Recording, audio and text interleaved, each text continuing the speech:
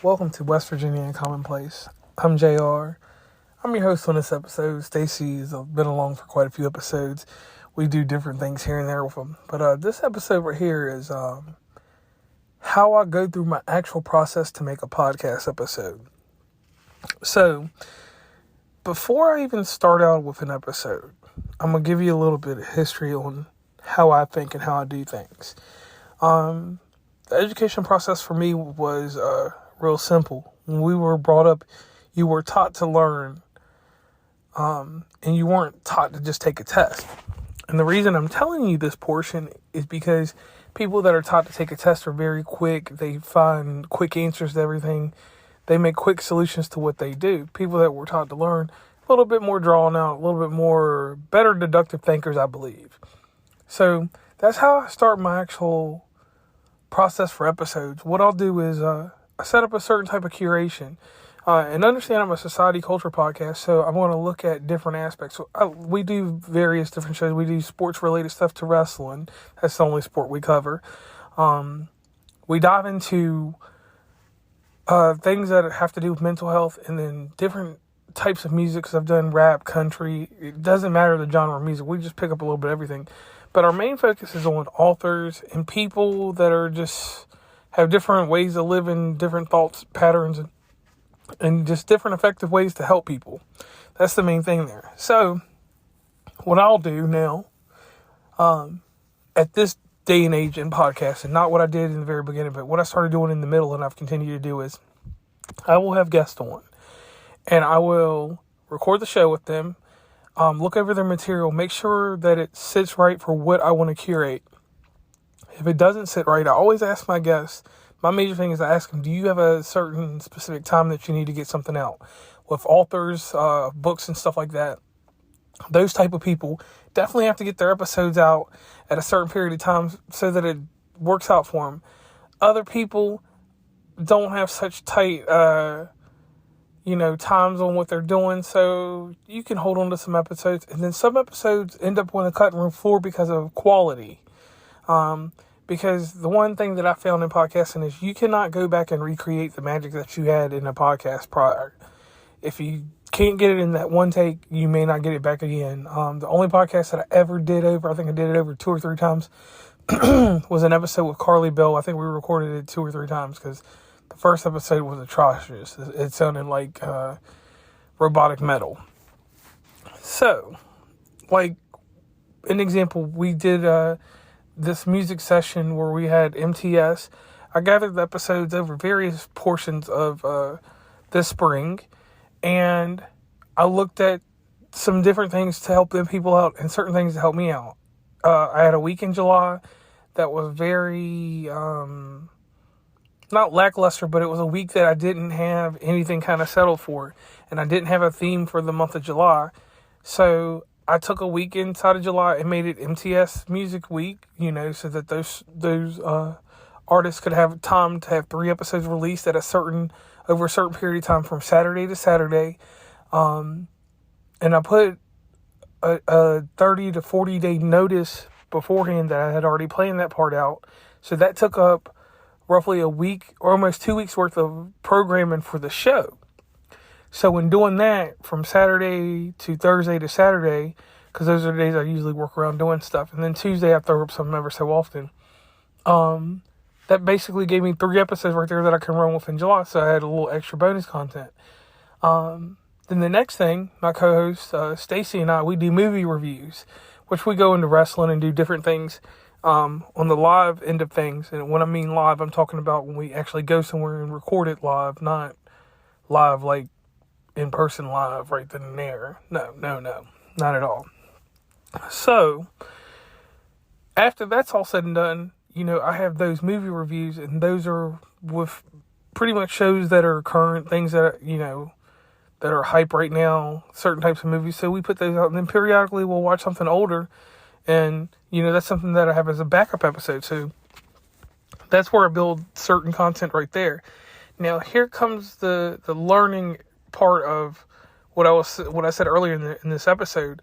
How I was taught to learn is I see how those numbers fluctuate, and we're not talking about when I talk about the analytics, I'm talking about like if doing the actual music shows brought in new listeners, or doing the mental health episodes in a certain way brought in listeners or not. So I'll compare it to something else that I've done previously that's related to it, because I always make sure I stick to things that are related to what I'm doing. And if I don't do that, then I will at some point have something that's similar. So if it does a certain number, I'll put it in a notebook or put it somewhere where I can hold on to it. And then after it's said and done, I will go from there and figure out what to do with it. So those analytics, like when people are looking at actual downloads, I don't necessarily care about the downloads. I want to know why I lost the listeners last week. Are they not feeling me doing music? Are they not feeling me doing a certain type of review or something? What draws them in? What was the highlight? What really made them want to listen to the show more than what they did before? Or why did these people come to listen to the show? And I don't go into heavy detail. Like, I look at the hashtags that I use. That's something that I do check to see if using the hashtag, like with anything that I've already produced, like we do Applebee's Tuesday, for instance. It is a show that every Tuesday I promote.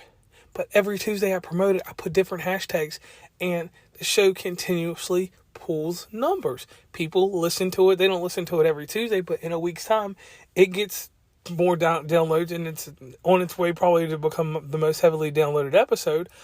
But the deal is this. I sat back and I realized, hey, everyone goes to Applebee's or they go to some restaurant. That's actually something that if you ever hang out with me or if you know me in person, you know we're going to go to Applebee's on Tuesday or sometime during the week. So that's a reality that I live. It is nothing fantasy about it. And the things that we see in Applebee's in different towns and different places is very similar. So with that being said, that's a test episode that I can always run. That episode has no other episode that's similar to it. Well, Movies 10 might, but no, I'll take it back. Movies 10 is not. So with that episode, I'm learning more about the analytics, and I'm doing more by changing the hashtags. And yes, I am advertising it every week, but every Tuesday it gets more and more listeners. So that's one thing that I do inside the episodes.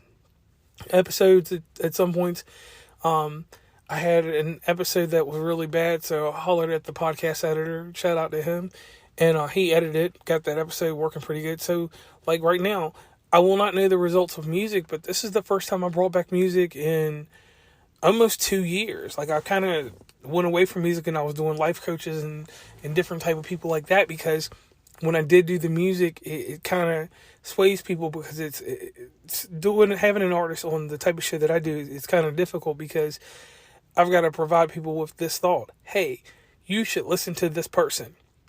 There are podcasts that are based on reviews of music and stuff like that and have musical guests on. So I realized at some point, and like I said, well, I'll see what the results look like from this, but sometimes I am not the type of person to handle every topic in every genre, which makes sense.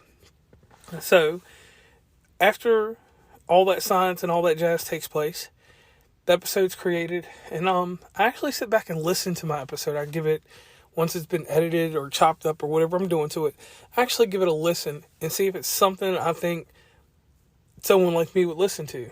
You know, people that are, you know, they say niche down or whatever, but I'm not saying that. I'm like people that are genuinely like me. If you're not like me, then you may listen to it because it's different, but like-minded people or people that are affiliated or affirmated in what we do out here in West Virginia, Oklahoma, Tennessee, wherever, Pittsburgh, Maryland, Virginia, wherever we are, you know, those people that are affirmated in that type of stuff, then yeah, they're going to get it. They're going to be like, hey, this is something I want to be part of. And that is the key to building an episode there for me. The technical aspect, I go in and I write questions. The one question that is a simple one is the who. Who is such and such? Once I get the who out of the way, then I go straight to the why. Why are you here? What do you have to present to us?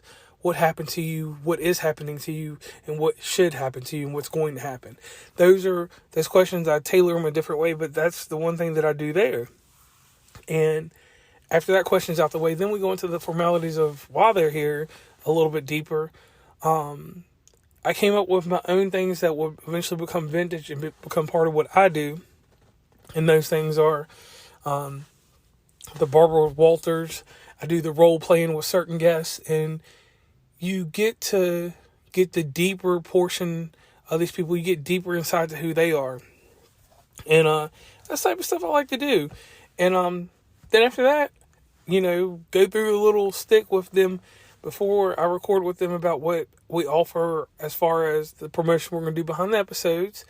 And I explain to them that once episodes get to a certain level, if those episodes perform very well, I promote them for a long time. If the episode does not promote very well, I don't promote it very long. Because one thing inside podcasting, and I've gone over this in Reciprocity, which you can go back and listen to that episode with Stephanie from Step Up Podcast, amazing podcaster, is this. Like, I can't worry about if the guest is going to promote the show, because 9 times out of 10, they're not going to promote it as good as I am. So, I no longer can be judgmental on that. If it's a paying guest or something like that, yeah, they're paying me to advertise for them. So, yes, they're going to get a different extent. In the free guests that I have on from time to time, yes, I will promote them to a certain level. But if I see that it's not even-ended and they're not continuously promoting it, then I know, hey, sometimes you got to let the people go. Might be a great episode. Repurpose that episode later. So, talking about the repurposing part. If I have episodes that do bad, my TikTok secret, and I said tip-top talk. I said top, not TikTok. Secret is this. I will actually go in, listen to the episodes again, think about the hashtags that go around it, and I will bring that episode back through the proper hashtags that I didn't use prior, and that repurposes that episode. If I tie that episode into a hashtag that's from something completely, totally different, I'm bringing in a new audience. And that's where you get the extra downloads. That's where you get the extra listeners, because people sit back and search hashtags. Like, if I type in, for instance, Nebula Capsule, I'm going to see everything that goes across Nebula Capsule, from the tags to the accounts to the pages. When I go through all those, and once I have those all settled, that gives me what I need exactly right there to continuously keep going on and finding people that are searching this, and whoever searches the first thing or has the first thing that's hashtag with Nebula Capsule, I click on them, and guess what? I've just engaged them. So the whole hashtag business, that's something that I tell everybody, definitely look into. If you don't have to, then it is what it is.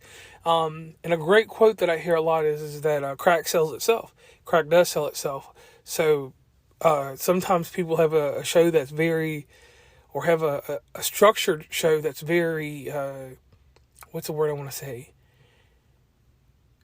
Highly popular and highly keen. Yeah, those shows do sell like crack. Well, in my case, and in most other podcasters' cases, I do have some gems, but I have some foul-ups and some fuck-ups in certain episodes. And yes, I did say fuck-ups. So I will always say that I sell popcorn. People are going to eat it, but not everybody's going to want it all the time. So that's how I break that down. But definitely shout out to those podcasts that are crack. I wish I had your dynamic. So when you finish up your episode, or finish up my episode, I have already gone through and I've decided that this is the material I want. This is the dates and times I want to do it. If I don't hear something back from the guests, if guests don't say nothing, I'm going to put it out whenever I want to.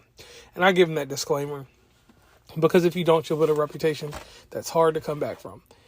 Well, other than that, this is a pretty good episode here. And this is an episode I'm going to leave entitled like this: How I Make a Podcast Episode.